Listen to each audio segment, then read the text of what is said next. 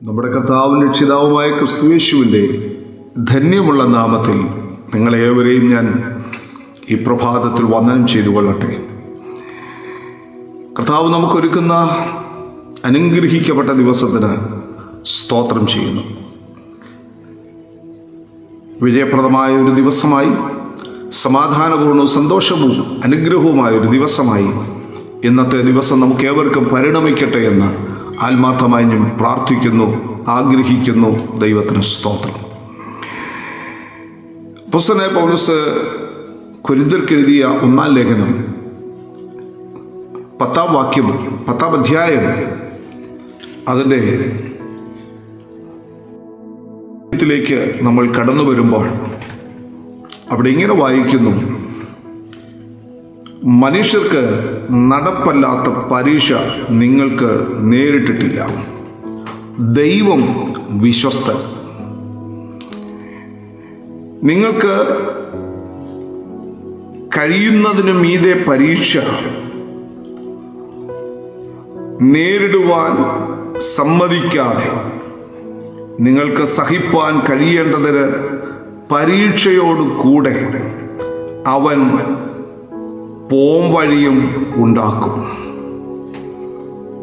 പ്രിയരെ, ജീവിതം പലപ്പോഴും പരീക്ഷകൾക്ക് വിധേയപ്പെടേണ്ട ഒന്നാണ്. ക്രിസ്തീയ ജീവിതത്തിൽ നമുക്ക് ധാരാളം പരീക്ഷകളുണ്ട്. എന്നാൽ നമ്മുടെ പരീക്ഷകൾ ഒരിക്കലും ലോകത്തിൽ മനുഷ്യർക്ക് നടപ്പല്ലാത്ത പരീക്ഷകളല്ല.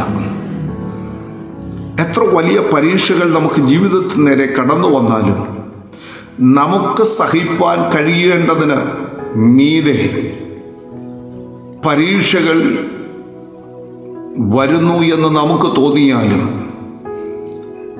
അതിനോടൊപ്പം നീക്കുപോക്കുകൾ, പോംവഴികൾ ഒരുക്കുന്ന ഒരു ദൈവം നമുക്കുണ്ട്. ദൈവം വിശ്വസ്തരാണ്.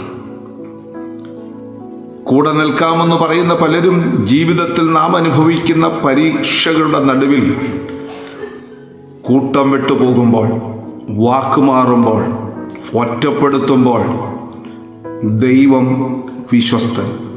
ഭൂമിയിൽ വിശ്വസ്തനായി ഒരേ ഒരുവനേ ഉള്ളൂ, അത് ദൈവമാണ്.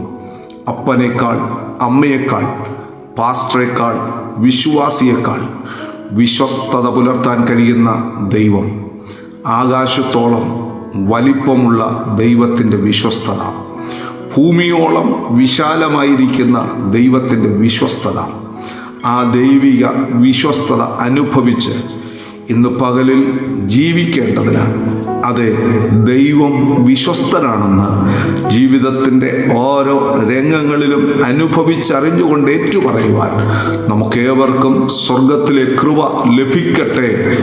നിങ്ങളെ ദൈവം അതിന് സഹായിക്കട്ടെ എന്ന് ഞാൻ ആത്മാർത്ഥമായി പ്രാർത്ഥിക്കുന്നു. ദൈവത്തിന് സ്തോത്രം.